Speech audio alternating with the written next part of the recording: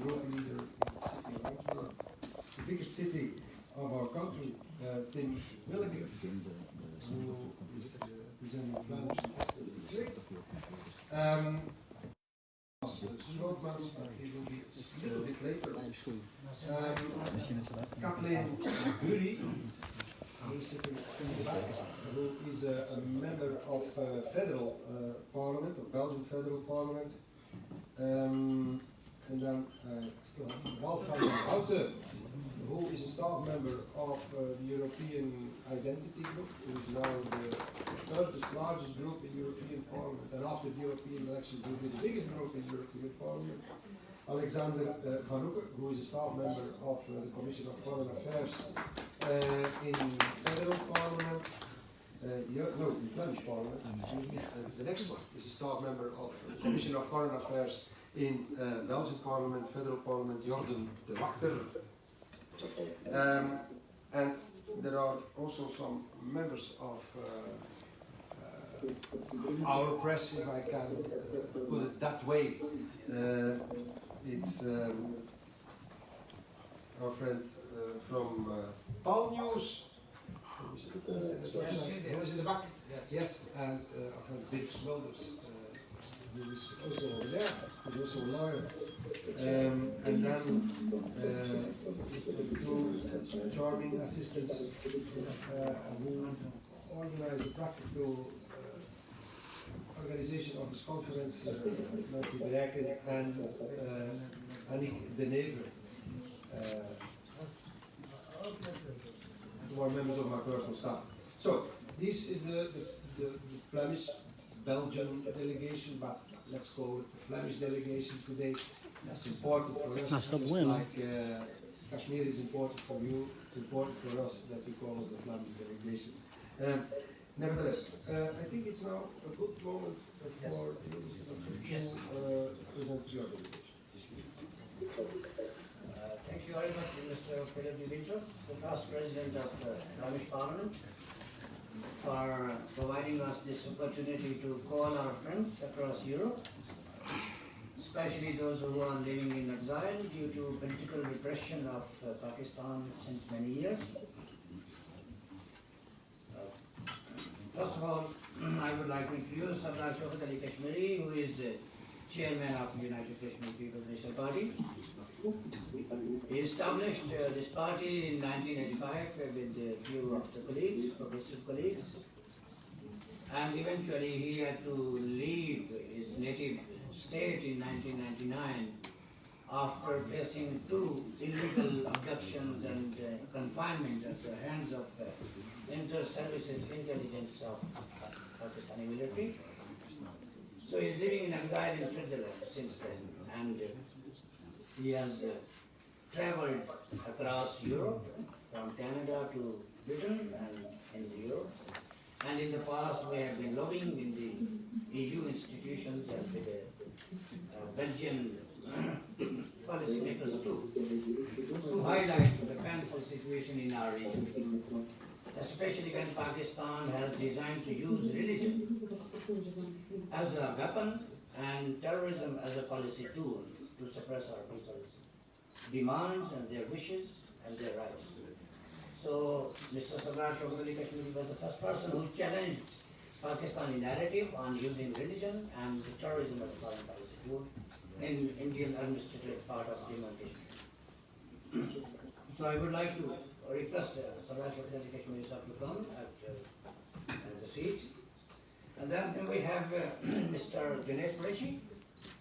He is a young professional who established European Foundation for South Asian Studies as a think tank based in Netherlands.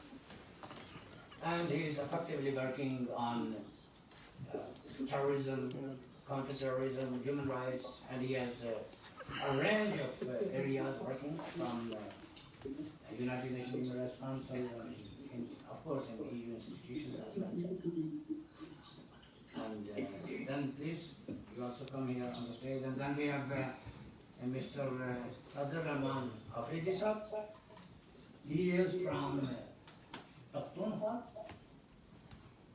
movement. He represents the Pashtun Tahfuz movement, or Pashtun Protection movement. a region that is adjacent to Afghanistan, and it was segregated from Afghanistan in 1905 or around that, when Beirut line was established to divide Pashtun on them, to weaken their power. So after suffering so many years of political repression inflicted by the Pakistani state, now they realize that the Pashtun should be won, and since their lives are at stake because of the proxy war that designed by Pakistan to manipulate democracy and human rights and inclusiveness in Afghanistan. So the Pashtun Office movement is aimed to ask government of Pakistan to stop using their land as a proxy and start using their people as a proxy against their own people, because they think that the Afghan and Pakhtunkhwa people, they are one people, ethnically, linguistically, racially, and even religiously, they are one people, the majority of them. And nevertheless, there is one section in the north, they are Shiites, and other ethnic minorities are also there in the Pakistan. So we are having Mr. Afridi here. I will invite you, just 1 second. And then we have our other friends. Is represented Pashtun Office movement, Mr. Malik Qazi, Mr. Rahmanullah Khan, our friend and colleague, Press Secretary for European Organization, Mr. Sajid Hussain, Mrs. Nargis, you are also welcome in this gathering. Our central spokesperson for United Kashmir People's National Party, Mr. Nasser Aziz Khan, who is there, he is living in exile in Switzerland since long, and he has a credential to speak and to represent our aspirations at United Nations Human Rights Council for a long time. Then we have journalist, Mr. Abdul Adim Shafiq from Switzerland, and I also welcome Mr. Dr. Wolfgang Pitt, is a researcher and a wonderful human being. I met him in a conference in Brussels, and he's a writer, he's an author, and we will also like to interact with him afterwards. And of course, our common friend, Mr. Derek Albright, you are also welcome in this hall. So this is our, and of course, two of our colleagues, I forgot, the President of United Kashmir People's National Party Europe Zone, Mr. Amjad Yusuf, he is living in London, and Mr. Sundar Abbas, he is living in Belgium for a long time. He is the Senior Vice President of our party in Belgium. So he speaks Dutch? Yes, he speaks Dutch. He has a long interaction with the Dutch-speaking community because he's a businessman, he's an entrepreneur. So this kind of things are, we have this delegation that we hold. Now please start proceeding. First of all, I would also like to thank Mr. Cartwright, who I know for a long time already. He's the chief editor of Europe Today, to join us today. Thank you very much for being here. So, we'll speak English today. It's obvious, otherwise it will be quite complicated to translate all those languages, but nevertheless. So I think the first speaker can proceed. Who will be the, Mr. Maksud, who is your first speaker? Just a second, just a second. I have to. Because we also have two speakers who will join us with the video conference. So Yes.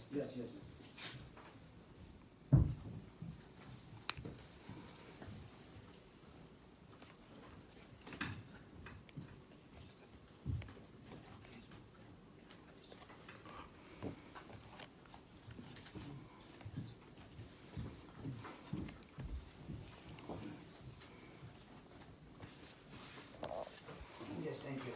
And sorry for the delay. The topic of today is Islamism and versus human rights. And the way the government of Pakistan execute its authority, seems that they are using religion to press human rights. And human rights are very well documented in the United Nations International Declaration for Human Rights, passed on 10th of December 1948. So every year, international community and civil society rights groups commemorates its anniversary as an international convention on human rights.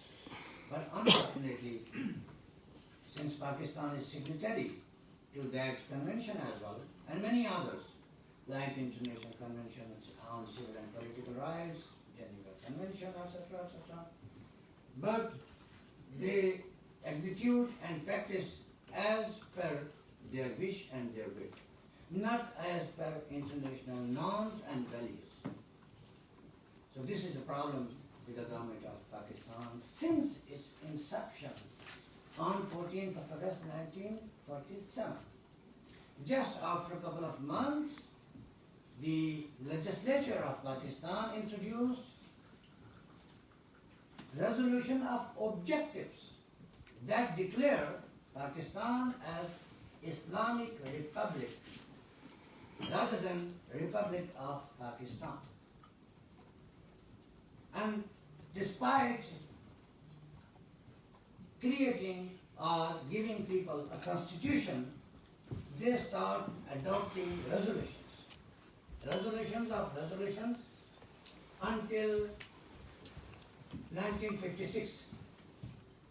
They made a constitution that was abrogated in 1962, and then that constitution was once again abrogated, and another constitution was made and implemented in 1973 that is still enforced.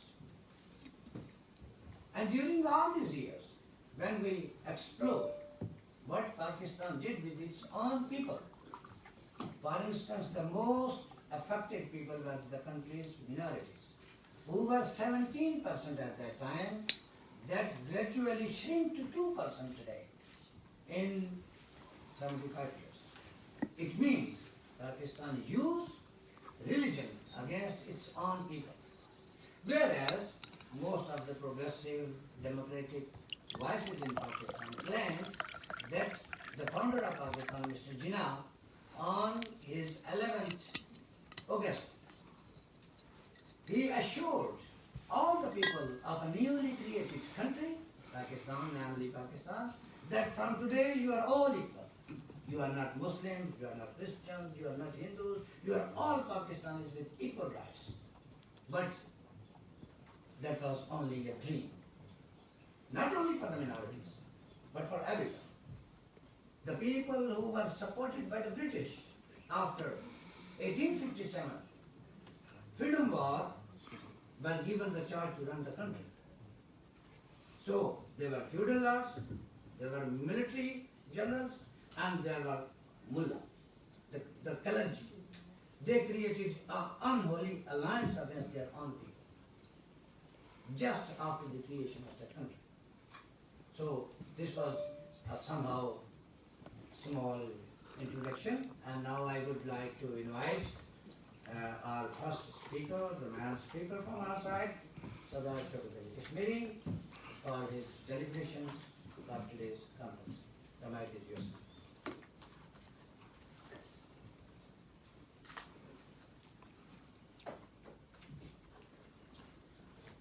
Good morning, ladies and gentlemen, member of the parliament, civil society, journalists, think tank, academia, and political activists and leaders.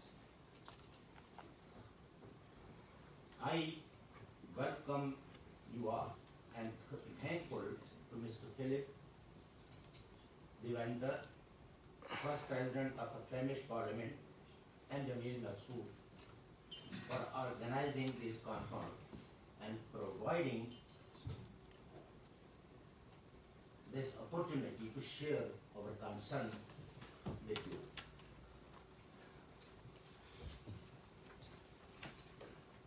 Mr. Jamil Maksood give you a little brief on the topic. Dear friends, we deeply concerned and would like to draw this August gathering towards serious violations of human rights in the princely state of Jammu and Kashmir, where the people of Pakistani administrators are actually, it is very much occupied. It is colonized by the Pakistan, not just administrator. We can say under India, that is the administrator by the India, because India came into Kashmir through a treaty, whereas Pakistan invaded Kashmir, and all those who were not subscribed the ideology of Islam, they were forced to leave this area, which is known as Azad Kashmir. Actually, it is not Azad, but it is very much occupied. And Gilgit, Baltistan. So at this moment, you cannot find a single person in whole under Pakistani occupation, whether it's Gilgit, Baltistan or POK, a Hindu or a Sikh or a Christian, because they were all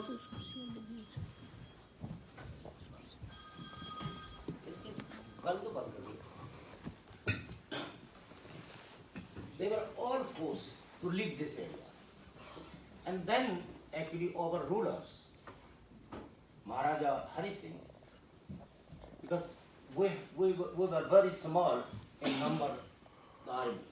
That army was unable to defend the lives, liberty and property of the chief of state of Jammu Kashmir. And he actually requested to the newly formed government, Indian government, to help military. But unfortunately at that time, India was also engaged with different princely states. But even then, India failed and sent the army to a treaty that is called the Treaty of Accession. Although it was at that time promised by the Indian founding fathers that we are going to Kashmir to protect the life, liberty and the property of the Kashmir. Because seriously, many people, irrespective of their religion, the invaded forces killed them, raped the women, and plundering the resources, and also looting. Then Indian army came and actually pushed back the invaders. That was some of the Pakistani regular army and some religiously motivated group from different parts of Pakistan, especially from Khyber Pakhtunkhwa. Then, after intervention of the world community, it was ceasefire, and still we are divided. But that area where the Indian army came and pushed back the invaders. So at that time, this time, a major chunk of the land and people is under Indian administration. Our party, United Kashmir People's National Party, believe that state of Jammu Kashmir is one political entity. We have share land and culture and the history. So, in our view, and according to the United Nations resolution on 13th August 1948, Pakistan has no locus standi on Kashmir issue. But through manipulation and Cold War era policy, now Pakistan become a party. But in our view, Pakistan has no locus standi on Kashmir, and it is not party, it is a simply illegal occupier. And through religious exploitation, Pakistan promoting some motivated religious people, and they radicalize, they try to radicalize our people, and this area which is known as POK, Pakistan occupied Kashmir, used the land as an launching pad for the terrorist activities on the other part. In Constitution, it is not Constitution. It's a joke with the people who lived under Pakistan. It's called an Act, Act 1974. It was imposed by the Pakistani federal government, and that Constitution or that Act did not allow us to take part in the election because we did not subscribe the ideology of Pakistan, nor we believe that we have nothing to do with Pakistan. But Pakistan forcefully asked us, we should give the oath, give the certificate of the loyalty with the Pakistan, then you can take part. Whereas we are not subscribing the two-nation theory ideology because it's a totally communal based, and we believe pluralism. And the other thing, that we are not constitutionally or historically part and parcel of the Pakistan. So Pakistan did not allow any person who believe reunification of the Kashmir, who do not subscribe the ideology of accession with Pakistan, he considered to be a terrorist, traitor of Pakistan. Whereas according to the Pakistani Constitution, section 257, Pakistani Constitution recognizes that this is a disputed area and it is not part of Pakistan. But through different means and a separate act imposed on the people of Kashmir and over rights, basic rights, over freedom of expression, all are compromised. And if anybody who promotes the secular cause, because Kashmir was a secular, it is a multicultural and multi-religious state. And the people of Gilgit, Baltistan, they are also suffered too much, and they have no such kind of a rule of business with Pakistan, and illegally Pakistan plundering the resources of the state, and especially the Gilgit Baltistan peoples who raised the voices for their basic rights. Pakistan actually implement a Schedule 4. Before it was the world community who forced Pakistan that all the terrorists should be in the fourth schedule and they should mind. But Pakistan, that schedule actually under the world community pressure passed through the parliament, but it is applied only on those people who are actually promoting secularism or promoting the basic rights concept, peace. Pakistan, at this moment, all the people from Gilgit Baltistan who are promoting human rights are in the Schedule 4. They kept their freedom of movement, their freedom of expression, everything has been compromised. And only it is a state of Pakistan, there the religious minority have no any say. Even through the parliament, there is a one sect which claim that they are the Muslims, but the parliament declared them, the NDR, maybe you people know or not, but they declared that NDRs are non-Muslims, and now they are also not safe, and ultimately they were forced to break completely silence, because constitutionally they are not allowed to practice their faith. And like Hindus, they force them to leave or to accept Islam. Especially in Sindh, many Hindu women were kidnapped first, then declared them that, oh, this lady is actually accept Islam and married with one Muslim boy. And lately, she was forced. And actually, simply, I would like to say that all the religious minorities in Pakistan actually suppressed by the majority and the state. It is the state who used some of the radical elements, especially the Islam, against the others, suppressed the sand voices. So in Pakistan, there is no democracy, it's a mockery, the name of the democracy. Maybe you people read in the newspapers. So our situation is very worse, and I am very much thankful to you to organize this gathering and listen us, because I have 6-page speech, but I think it is little bit lengthy.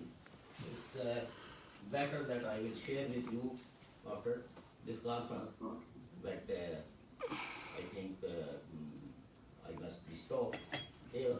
And again, thank you. Thank you. Thank you very much. If you have any notes or papers, misschien kan iemand iets doen aan de echo, mensen aan de techniek. Ja. If you have any notes or papers, just share them with us. We can copy them and we will spread them to all of our participants. Mag ik erop wijzen? Deze man is in Pakistan tot 2 keer toe door de regering ontvoerd geworden. Hij heeft meer dan een jaar in een detentiekamp gezeten waar hij gemarteld en gefolterd is geweest tot wanneer hij het land is uitgewezen. Hij woont nu al 9 jaar in Zwitserland als politiek vluchteling, omdat hij het land niet meer in mag. Dat gewoon even ertoe. So, we can... Now it's your turn to call the other two gentlemen on the stage. Well, we don't have prepared any speeches or whatever. We will just give the possibility to our delegation to ask questions. If they want, they can ask questions, but we are here to listen to you, to share your experiences, not Okay, that's fine. to trouble you with our... Now, it's without wasting any time, I would like to invite Sadar Nasser Aziz Khan at the stage, and then Mr. Fadl Rahman Afridi, the president of Khabar Institute of Strategic Studies, to place on stage. So, both the gentlemen are arriving at their positions. They are going to take their positions soon. I would like to invite Mr. Junaid Qureshi, the Executive Director of South Asian Studies. Now the mic is coming. Please start.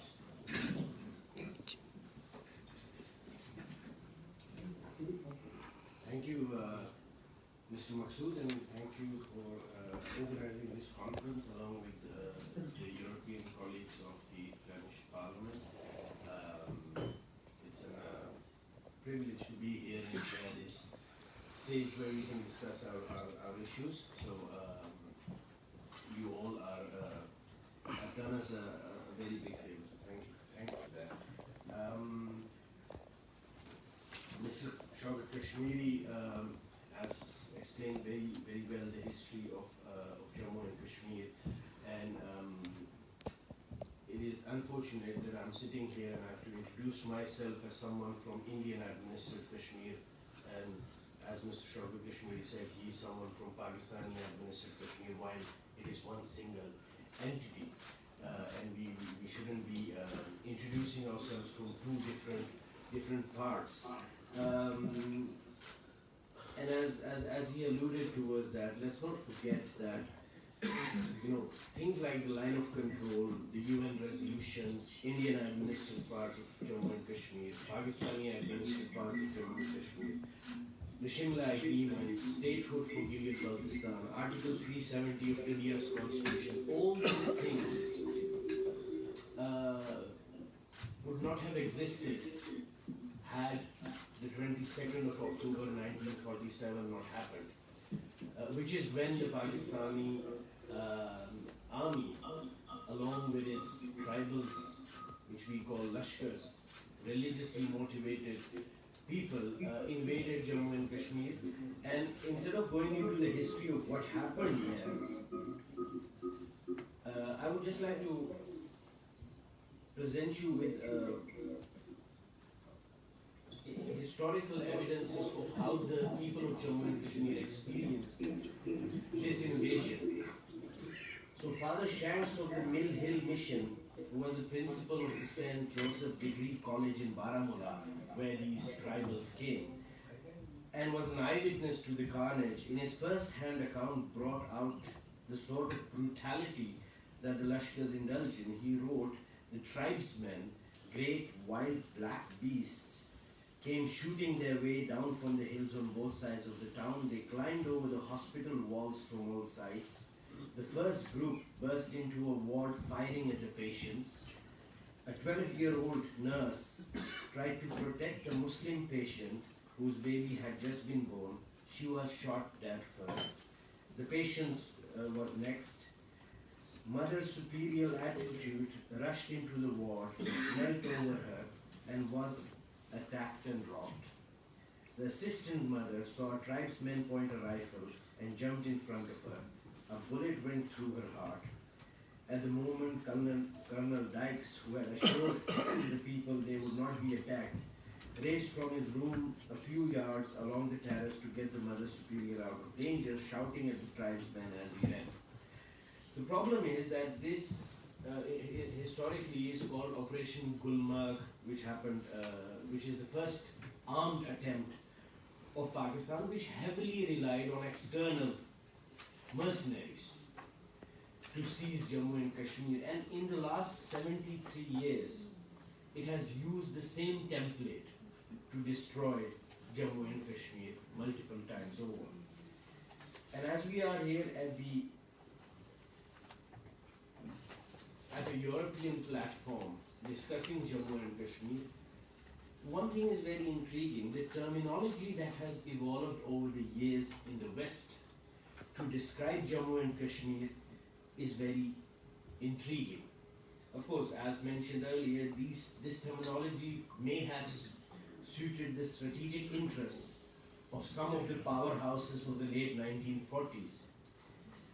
But the international community uses the terms Indian-administered Jammu and Kashmir and Pakistan-administered Jammu and Kashmir. And this has been happening since the early days of the Jammu and Kashmir conflict.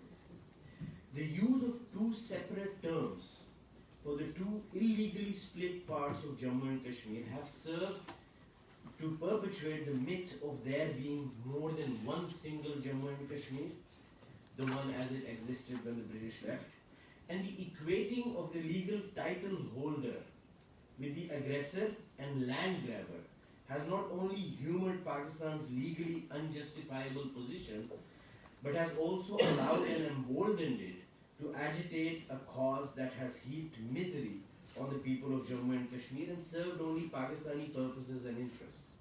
And coming to the human rights situation in Jammu and Kashmir, especially in the part which again, as we call it in Pakistan, occupied Kashmir, I would like to quote a few a few numbers from data. Is that in Pakistan administered Jammu and Kashmir, or Pakistan occupied Jammu and Kashmir, there is very little space for Kashmiri aspirations in the political discourse. And that's not, I am not saying that. Freedom House noted in its recent 2021 report on Pakistani Kashmir, the territory is administered as two territories, so-called Azad Jammu and Kashmir and Gilgit Baltistan. Each has an elected assembly and government with limited autonomy, but they lack the parliamentary representation and other rights of Pakistani provinces, and Pakistani federal institutions have predominant influence over security, courts, and most important policy matters.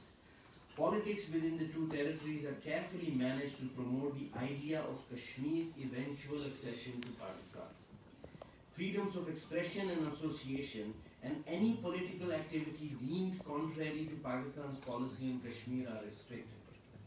This report, which is from the Freedom House and it's a year old, rated the region as not free and gave it 9 out of 40 points in political rights and 19 out of 60 in civil liberties. The combined count out of 100 in this Freedom House report for this part of Jammu and Kashmir has been 28. And they go even further. They made a reflection on the last year's elections in Jammu and Kashmir, in the Pakistani part, administered part of Jammu and Kashmir. And the institution says, widespread violence and allegations of poll rigging by the opposition. Pakistani Prime Minister's party, Imran Khan at that moment, won 25 out of 45 elected seats. And it's very remarkable in the history of Jammu and Kashmir. Every single election in Azad Jammu and Kashmir, so-called Azad Jammu and Kashmir, has been won by the party in power in Islamabad. Never ever has the elections there been won by a different party, let alone a regional party. And the Freedom House attributes this phenomenon to the institutional benefits that accrue to the incumbent party in Pakistan with regard to these elections. And I'm not going to compare, but as you might know, elections also happen in the Indian administered part of Jammu and Kashmir. And I guess never ever has the party who's in power in New Delhi been in power in that part. It has always been regional parties who have been part. And again, going a bit further on this Freedom House report, it also talks about the atrocities that are meted out to residents of Pakistan-administered Jammu and Kashmir to every day. The report notes, and I quote, the powers of the elected chief executives in Pakistan-administered Jammu and Kashmir and Gilgit Baltistan are limited by the fact that a Pakistani Prime Minister, the Pakistani Minister for Kashmir Affairs in Gilgit Baltistan, and through them, the Federal Civil Services, exercise effective control over government operations in both territories. As in Pakistan, federal military and intelligence agencies also play a powerful role in governance and policy making, and these areas are subject to laws that curb freedom of expression, particularly regarding reporting the political status of the territory. Even in academia, there are acute sensitivities around the issue of the constitutional status and debate or materials questioning Pakistan's claim over Kashmir. And it went further, adding, and I'll just take a few minutes more, that the intelligence agencies of Pakistan, and again I'm not saying this is the Freedom House report saying this, maintain a prominent and intrusive presence in both the territories.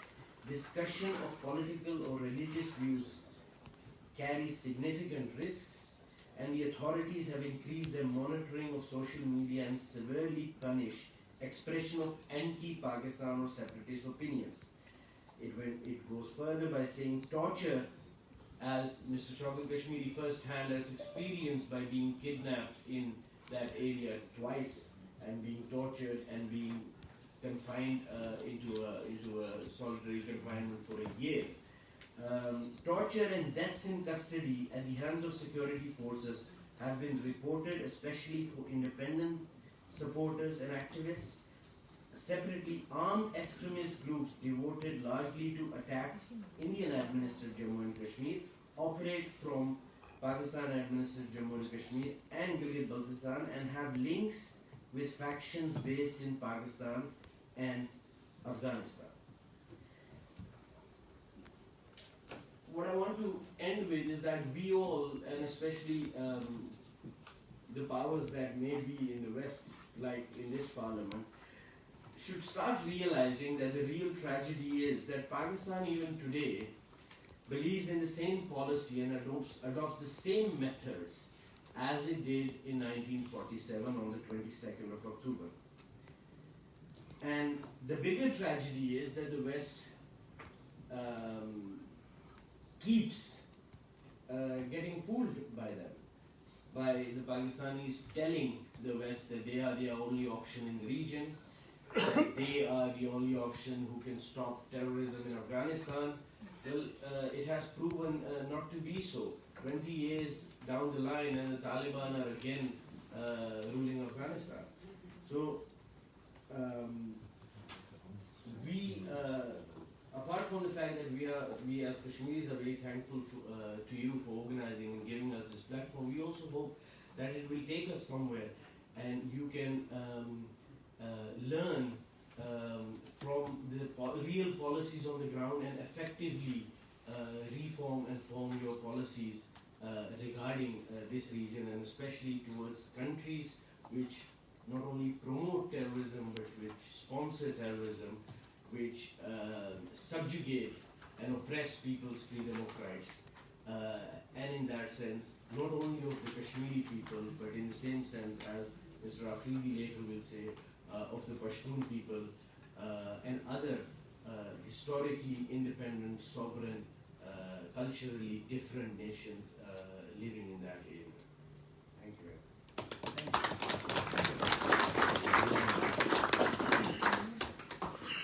Thank you very much, Mr. Gilgit, for enlightening us on various aspects pertaining to the region and to the state of Kashmir. And without any further delay, I would like to invite Mr. Fadl Rahman Afridi, who is the President of Khyber Institute of Strategic Studies. So he will enlighten us on strategic issues of that region, people, vis-a-vis Afghanistan and Pakistan. And so the stage is yours. Thank you.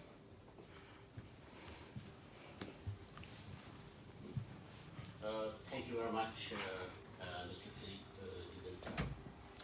Vice President of the Flemish Parliament and members of the Flemish and European Parliament, my colleagues from PTN, and Jamil Masood, UKPNP.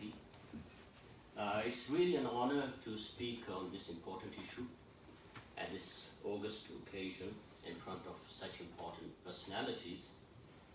I'll discuss the issue of Islamism versus human rights in Pakistan from Pashtun ethnic minorities' perspective, living on both sides of the controversial Jammu line. On Kashmir, our colleagues Sada Shaukat Ali Kashmiri and Junaid Qureshi, they have discussed in details, so I'll discuss the Pashtun perspective here. Right from the creation of the artificial and convoluted Pakistan, Pashtun ethnic minority have been the target of worst kind of Islamism imposed on them by the Punjabi establishment. We Pashtuns have paid a very heavy price due to radical Islam and have been kept away from civilization and modern day education so that we can easily be influenced and used as gun fodder by fighting other people's war in our close vicinity and far away regions of the world.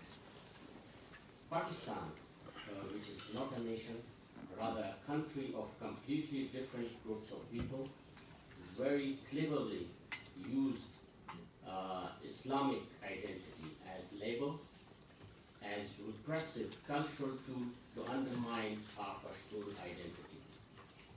Robbed of our Pashtun identity, Pashtuns, tribesmen, were used under Islamic label by the Islamic Republic of Pakistan in attacking the present Pakistani occupied Kashmir, which resulted in gross human rights violations of the Kashmiri people. Successful in this operation, Punjab Regiment, or Islamic Republic of Pakistan, then used Pashtuns against other nations like Balochs in Balochistan province and Afghans during the Soviet invasion of Afghanistan. Rather than using Pashtun nationalism to counter Soviets, Pakistan used radical Islamic ideology to fight a long and costly jihad which resulted in the killing and injuring of millions and displacement of millions of Afghans. More than 40,000 madrasas were established to radicalize innocent young Pashtuns to fight foreign wars.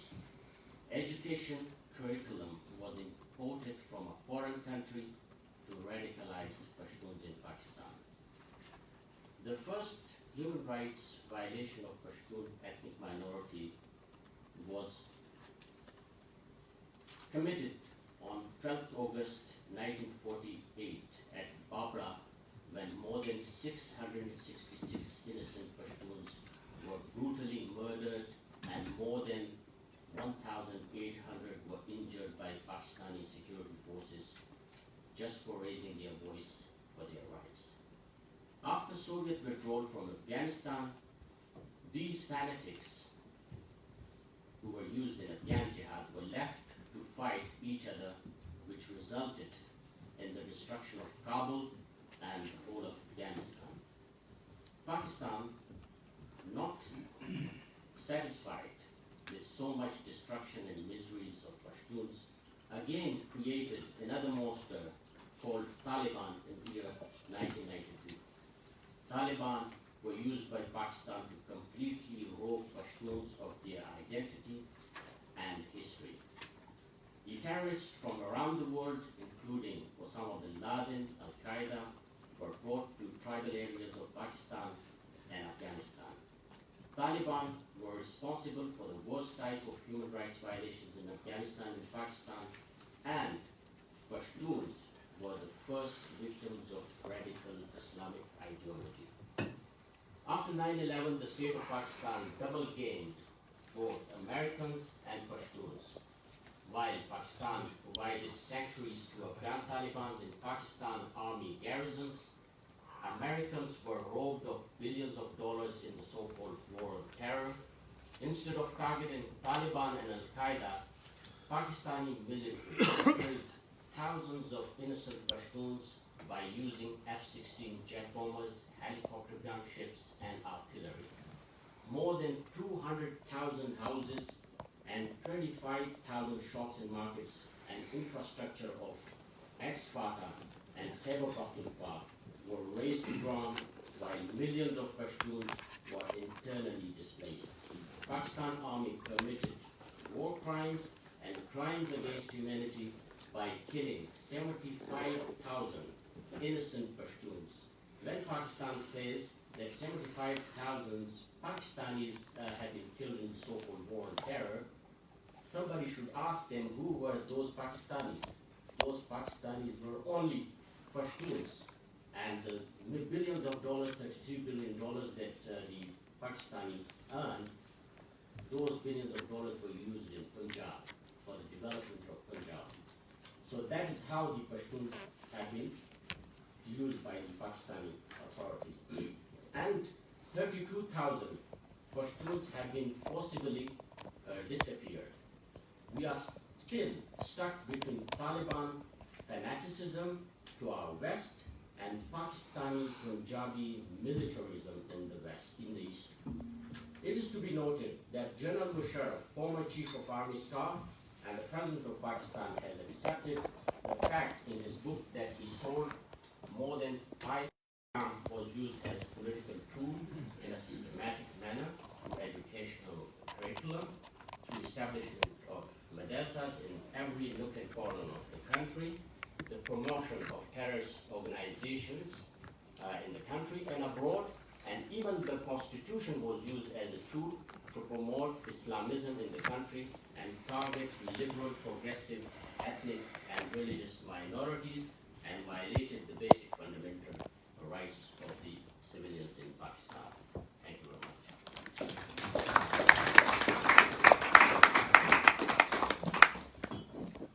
Thank you, Mr. Fazlur Reddy, for covering the entire geopolitical situation and state of human rights and its impact on the daily life of the people in the region, Afghanistan. Pakistan introduced blasphemy laws in 1973 Constitution, first to marginalize, sideline, Ahmadiyya Muslim community.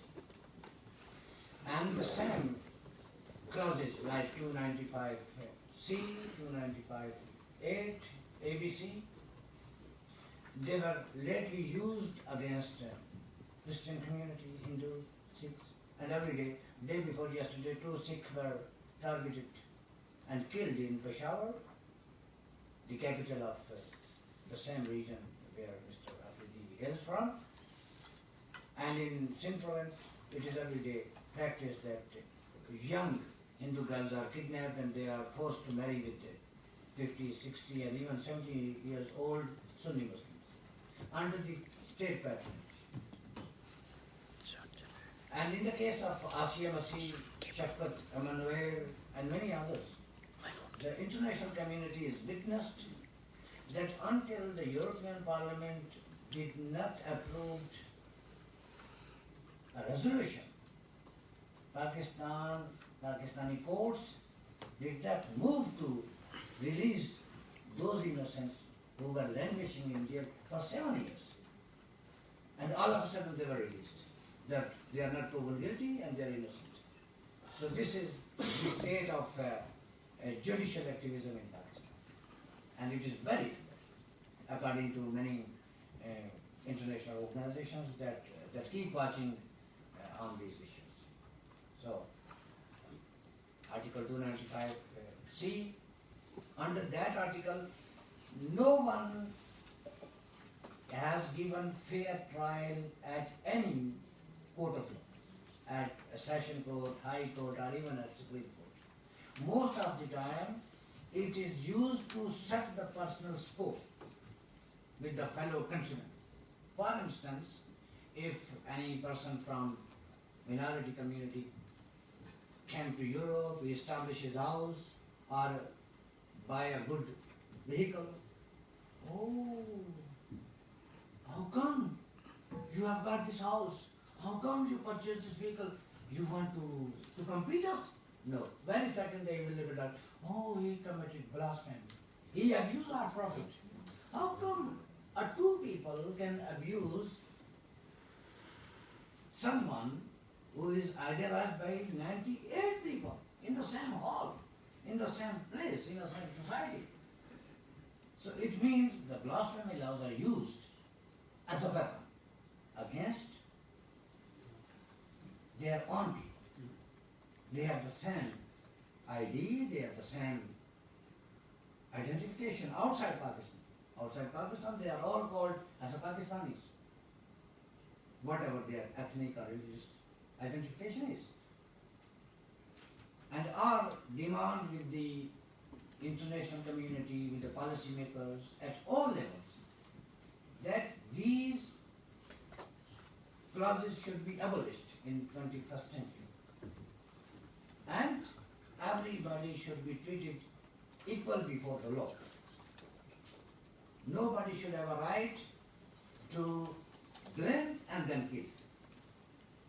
Even there is a case that Ahmadi professor doctor was killed in the courtroom last year.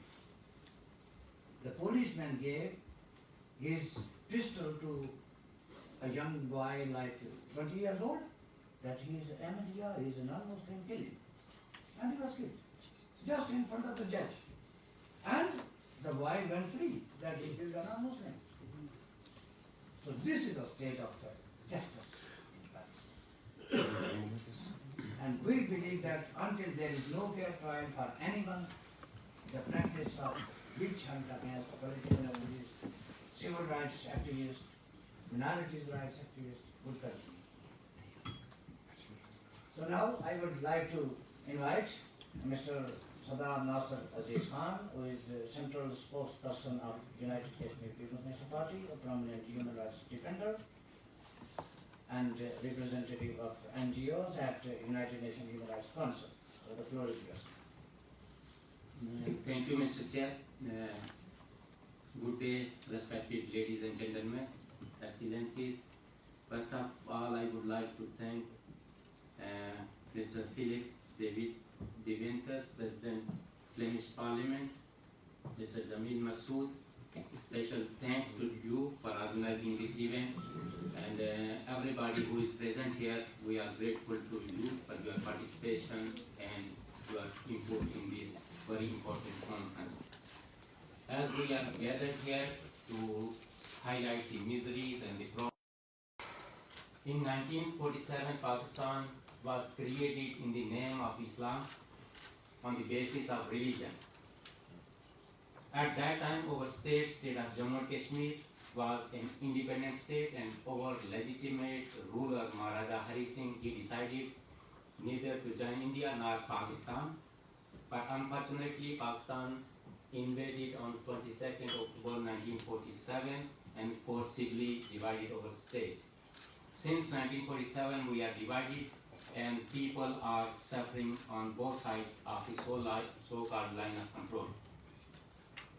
After the division, Pakistan gave the name of our areas where we belong, Azad Kashmir. Azad means free, free is mean independent. But unfortunately, we are far from freedom.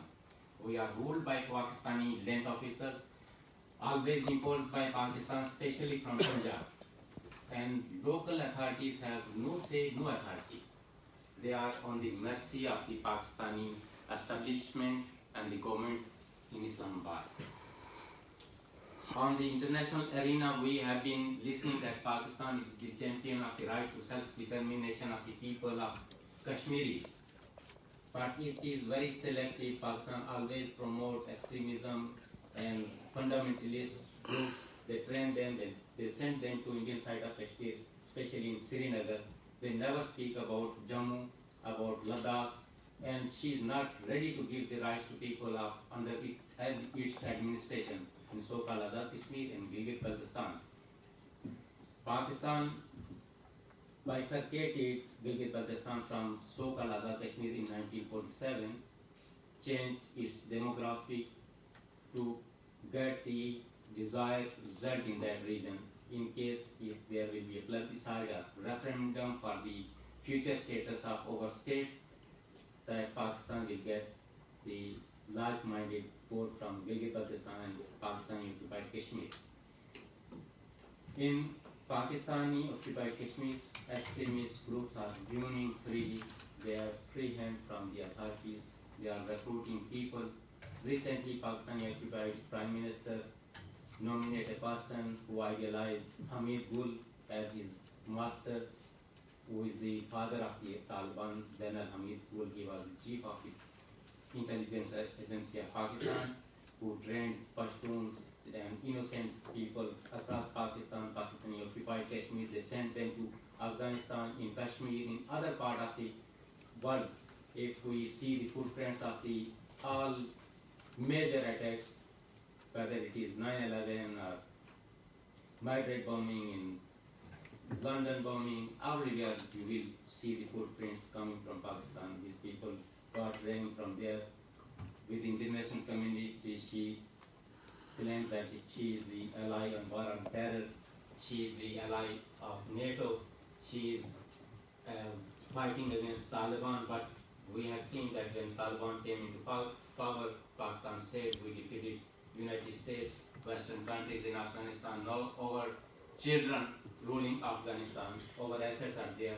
Same is happening in Kashmir, so-called Pakistani occupied Kashmir, Gilgit Baltistan, and each and every same person who is believing peace, harmony, coexistence is threatened by the state agencies, and systematically one narrative is built by Pakistan that we are superior.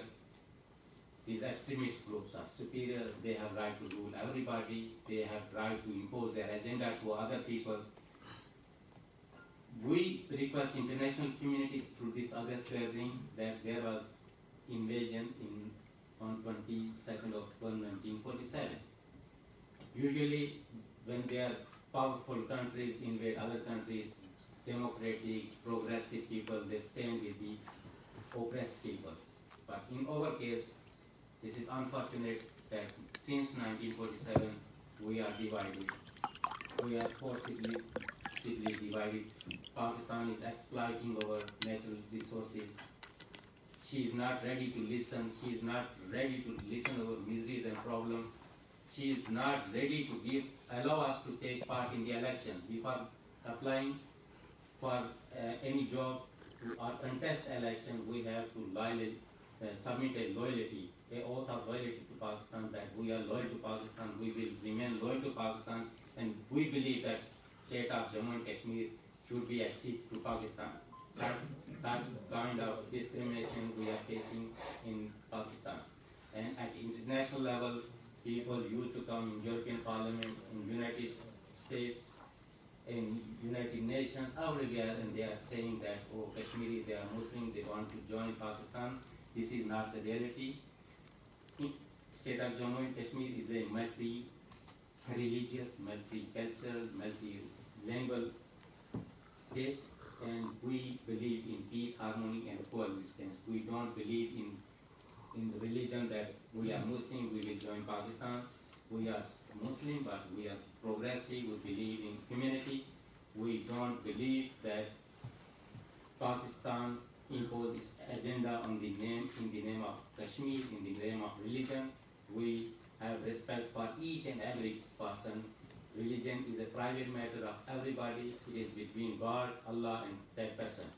I have no right to impose my religion, my ideology on any other person, and same should be in reverse. And state affair and religion should be separated. In Pakistani occupied Kashmir, progressive, secular, pro-national parties have no right to propagate their ideology. They are not allowed to take part in the elections, and extremists, they are promoting their agenda, they are distributing their literature, they are getting donation from the people, they are fully supported and protected by the state. Through this August gathering, we request all of you that we are the voiceless and deprived people. We have no representation in the Pakistani institution or in Pakistani National Assembly, in Pakistani Senate, and this is the only area in the democratic society we can raise our voices. And if somebody raises voices, its grievances, share with international community, Pakistan level them anti. Very much determined to our ideology, our cause, and we will continue our struggle. I once again thank you, organizers, for giving us this opportunity. Thank you. Thank you, Mr. Nasser Aziz Khan, for inviting all the panelists and guests here. The different dimensions of Pakistani state security policies, and especially targeting ethnic minorities also in Jammu and Kashmir. One of a community which is known as a Pandit community in Kashmir Valley, they were targeted, and still many other ethnic groups like Sikhs and Hindus are targeted every day. As Pakistan is sending Lashkar-e-Taiba, Jaish-e-Mohammed, Harkat al-Ansar, Tehreek al-Mujahideen, Hizb al-Mujahideen, and many other local terrorists across the line of control. And Pakistan is creating such a hostile condition in our part of Jammu and Kashmir, where India could be compelled to construct a big war to permanently divide Jammu and Kashmir, which we of course oppose, and we want the unification of entire state of Jammu and Kashmir. And we also propose that all the regions should have equal status in Jammu, in Srinagar, in Ladakh, in Gilgit, Baltistan, and in other so-called Pakistani Kashmir. Like a federal structure, where regional governments should have complete autonomy, except defense, currency, and foreign affairs. So this is what we are striving for. And for Pakistan, from a long time, we are demanding that Pakistan should abolish blasphemy laws and should treat all its citizens equally. It is 21st century, it is not 19th century, it is not 1947. So time has traveled, they should evolve, and they should not blackmail international community in the name of religious minorities. So this is what we demand, this is what we believe, and this is what we think that international community should support and resolve of the respect of human rights and all human rights, not a selected human rights, all human rights. In today's world, clean drinking water is a fundamental human right which is not available to the majority of the people. A clean drinking water, that is a very basic necessity. And primary health care is not available. Jobs are not available. Instead of formulating a drastic industrial policy, the state of Pakistan has introduced drastic religious policy. Instead of establishing industries in the country to overcome unemployment, they have established religious seminaries to radicalize more and more young people, to put them into the industry of jihad. In India, in Afghanistan, in Kashmir, even in Europe. They have one big group in United Kingdom, maybe Mr. Gary Cartwright is very well aware about Hizbul Tahrir. And it is supported, it is created by a Pakistani guy, Anjam Chaudhary. He is a Pakistani guy who is demanding Sharia law in England, in London. Yes. So they are everywhere to create such a menace in the civilized society. They are real threat to the civilized societies, civilized world, and to those who support human rights. All of them. So now we have 20 minutes and 40 minutes left for today's session. And as you said, there will be a Q&A session. So we will also open the floor for Q&A session, and before doing that, I would like to propose that the Vice President of the Commission of Foreign Affairs talks a little bit about our point of view and also can give a summary of our questions that we have. And then afterwards, I would give the floor to all the other participants to ask the questions they want. And then we can conclude. I think due to the time I will have to be short, but I want to thank you all for your presentations and for telling us interesting, sad and sometimes terrible stories about Pakistan. You should know that most of the people in Flanders and also in Europe do not know a lot of this issue. And that's why it's very important to have you here to talk about human rights in Pakistan and, well, even the possibilities of political pressure everywhere in the world. I think that's very important. Islam and human rights, that's oil and water. So this conference can help telling the story and bringing it to a larger audience. And people should know that when Islam takes power, human rights are abolished. And Pakistan is a perfect and sad enough tragic example of this fact. So I would like to look at the audience, give the audience the floor for some questions. So if there are some questions, I'm happy to. I see that Sam has a question. Yes, thank you very much, and thank you all for this very interesting day so far. I've learned a lot, and it's a matter that is very important to us, since we are also having a lot of Muslims in Europe and having to conquer Islamization. What I'm curious to ask you is the role of India for Kashmir. Since India is a nuclear power, just like Pakistan, and since India, of course, has experienced one of the biggest genocides, maybe even the biggest genocide in history, between the 13th in the 17th century, 500 years, there were killed more or less 50 to 80 million Hindus by Islamic jihad. So I think India very well knows what Islam and Islamic jihad is. So my question is, what do you expect from India? What role should India play in the matter of Kashmir? So I think Mr. Kashmir is most appropriate person to reply this question.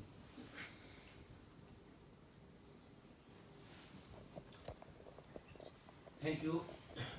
Actually, we have the treaty with the India, and so India has a local standby, and the promises with India, promises with the Kashmiris from the India is to reunify the state. But unfortunately, and to protect the life, liberty, and the property of the Kashmiris, but unfortunately, India has failed to protect the life, liberty, and property of the Kashmiris. And still, the terrorist activity is continue in that part where Indian administrator. But now we have no democracy there, although India is the largest democratic country. But in that part, which is known as state of Jammu Kashmir, there is no democracy. So we ask them that you should treat whole area equally and give them the democratic setup. Last 3 years there is a corner rush. It is in a democratic country, governor rule. So it's not good for India. Second thing, it is the end. At least we ask India should fulfill the ingredients of accession. It is the Indian duty to reunify whole state of Jammu Kashmir. But unfortunately, India is not looking POK, not looking Baltistan, and even India did not raise any voice in favor of these areas which are illegally under illegal occupation of Pakistan. So I think India has not fulfilled their promises. So that is the Indian promise with the Kashmiris to reunify the Kashmir. But India has failed. And why you think India is failing? Because killings are going on by the hands of terrorists, and still it is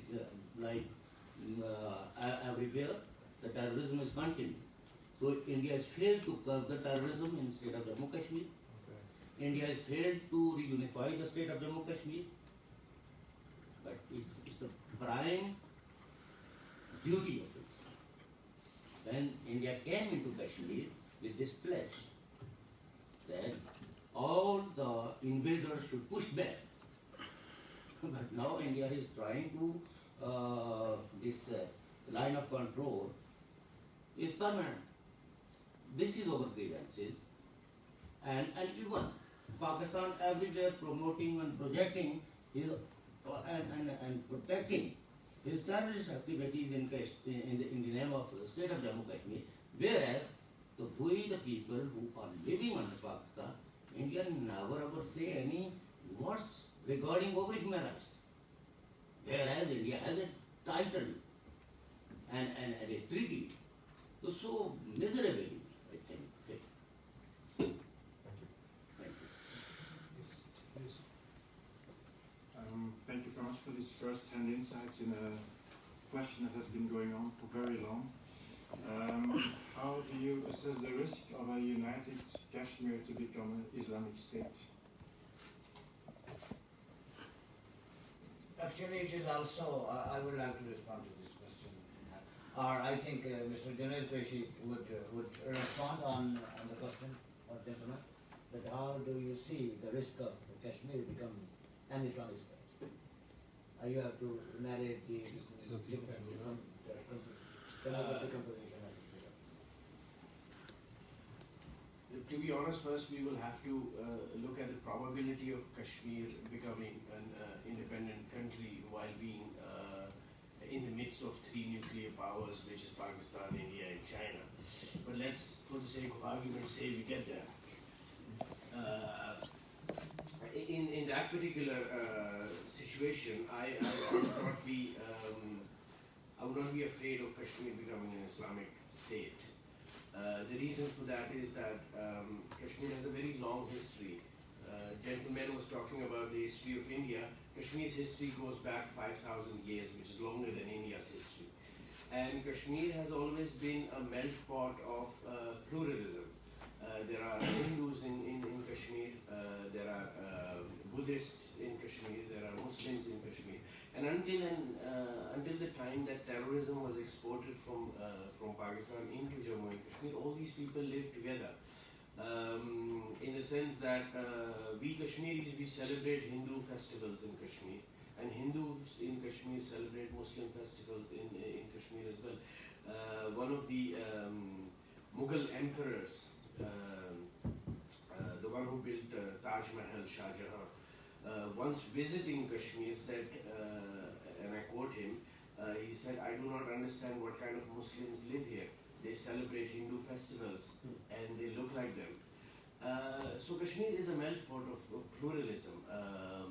So it has no history of religious fundamentalism. It only started in the early 90s when this was exported, and that was mostly mercenaries. No Kashmiri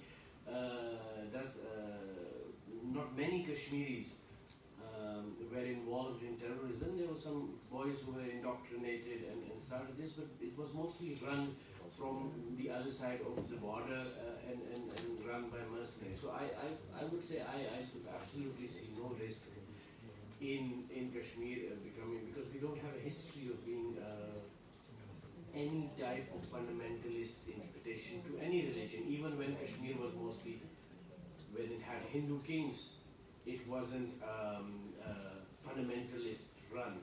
When it was run by the Dogra dynasty before it was separated, which was again a Hindu ruling the majority of Muslims, it had no fundamentalist angle towards his ruling. The Dogra ruler of Kashmir implemented liberties and rights for all the people of Kashmir, so not only for his community, which is the Hindus.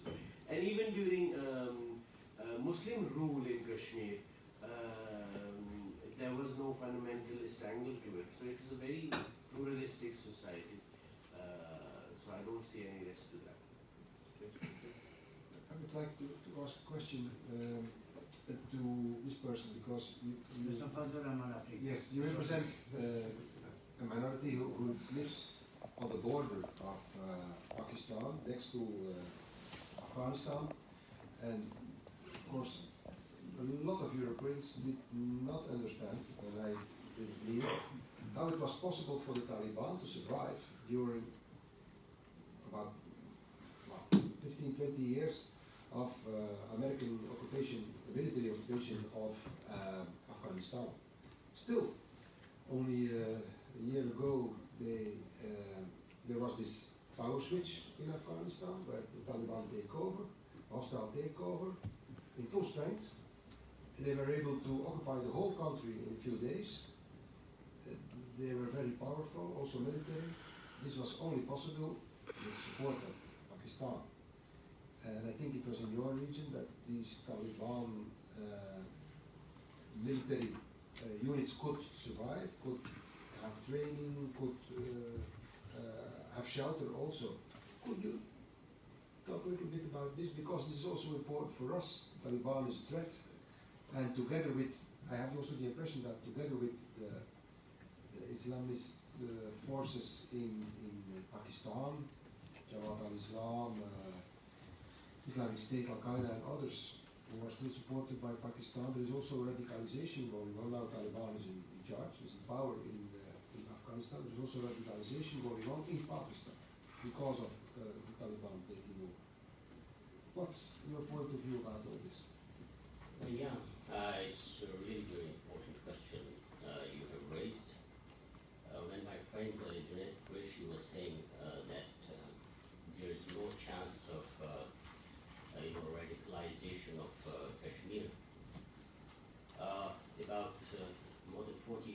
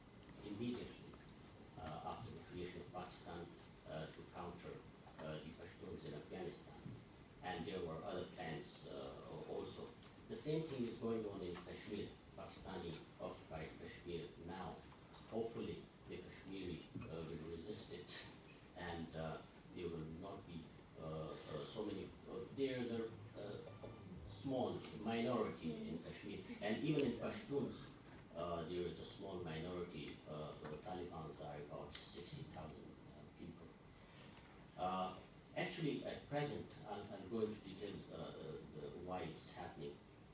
Even now, the Pakistani state is in dialogue with the TTP, the Tehrik-e-Taliban Pakistan, to bring them back to the ex-Fatah and the Khyber Pakhtunkhwa, to give them all the powers and create a Sharia-like situation. But then in our areas again, they are bringing them again.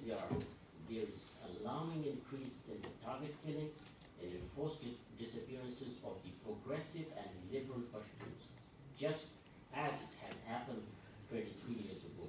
So now it's happening again and in the front of the international community, and nobody is asking the question why it's happening.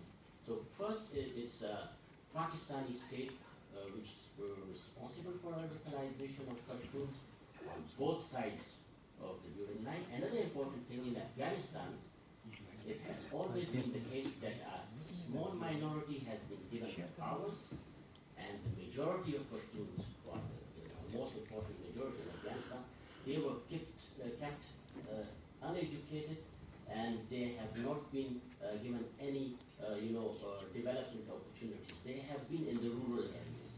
They were the most powerful in terms of fighting and other things, but other communities like Tajiks, Hazaras were given all the powers in Afghanistan. So that imbalance created tensions always between the three communities, and that was also the responsibility of the international community. That Pashtuns were not given their due rights. Pashtuns were not given their actual rights which they were supposed to have. So Pakistan trained the Taliban. We know about that there was Quetta Shura, there was Peshawar Shura, and Haqqani Network, which is the most important power now in Afghanistan.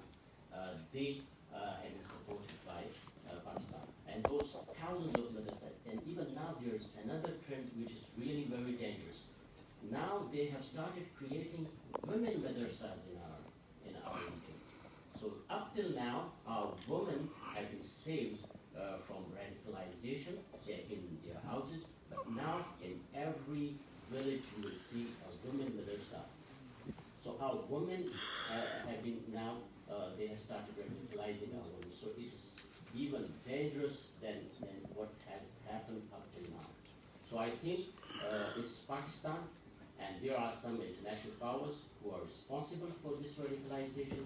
Maybe there will be another war in the region, a proxy war, maybe against China, against Russia, I don't know.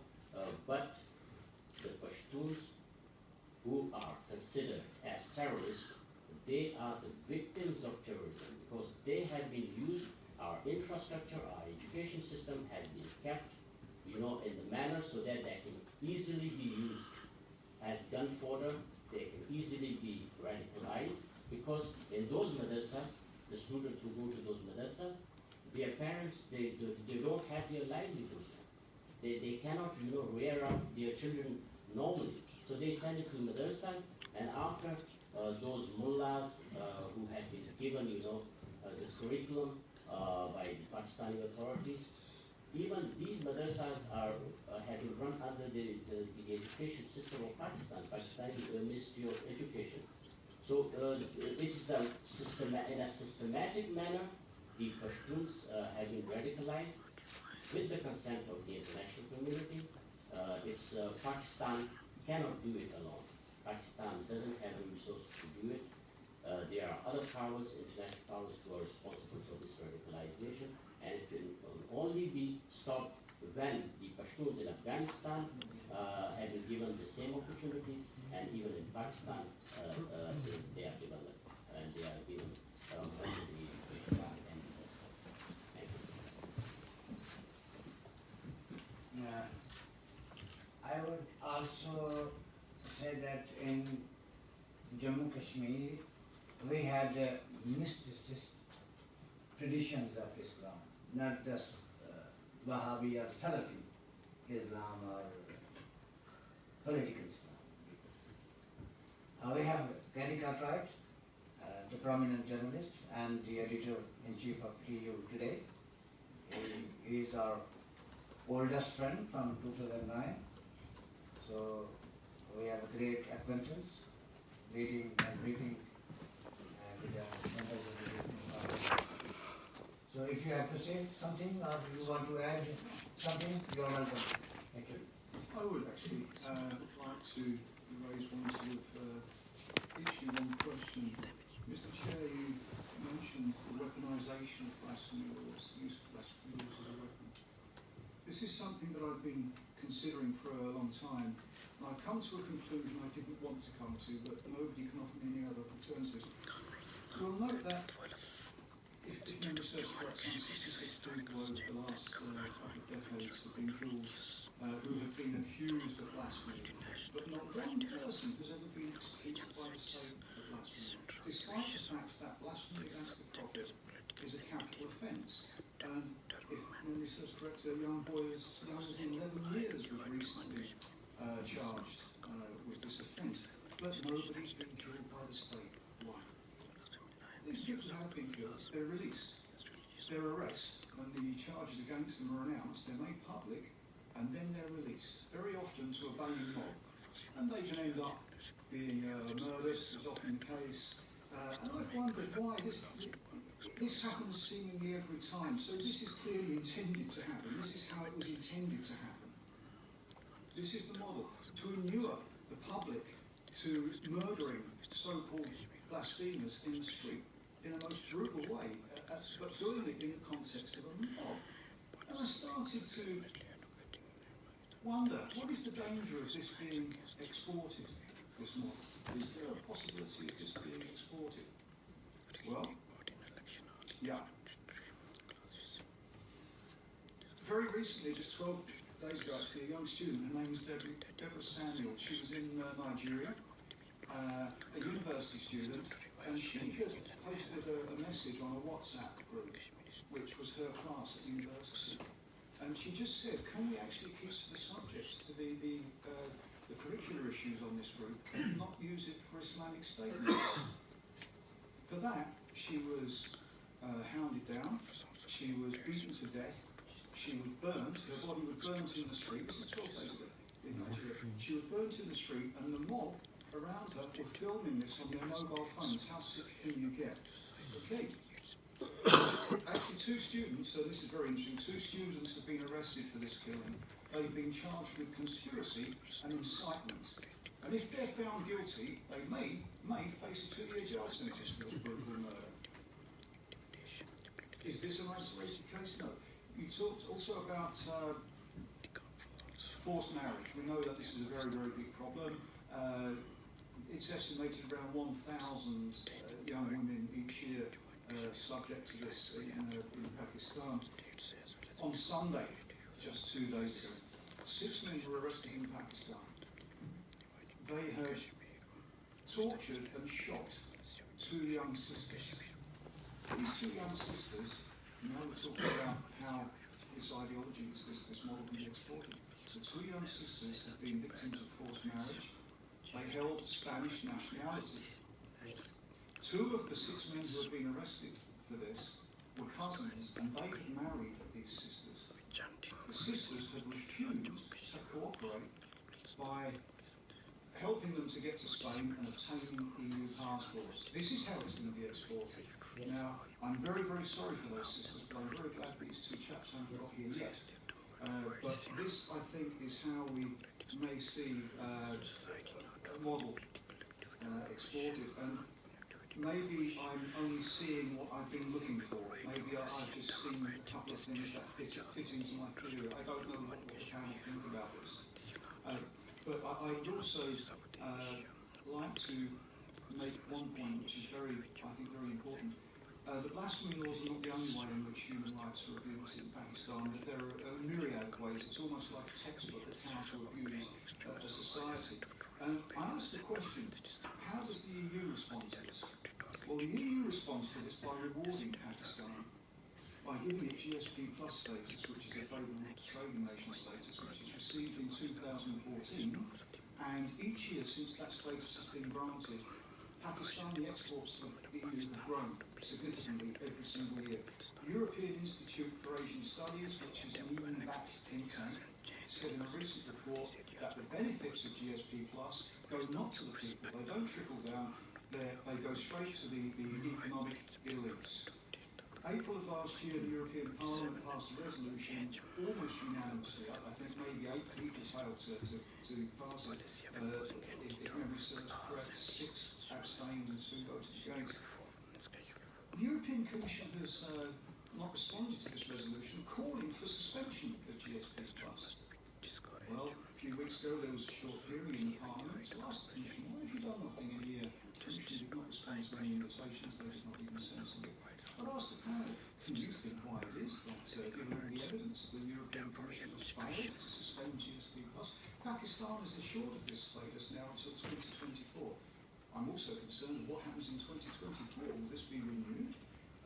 If the panel or anybody else can give me any idea of why the European Commission has failed to respond to an overwhelming European Parliament resolution, I would welcome your comments. Thank you. It's also a great commentary and great question for the esteemed panelists. It is for you, sir. Please. Or it's for you. I understand you're shocked, but you also know, Mr. Cartwright, that the European Parliament has no real power. Yeah?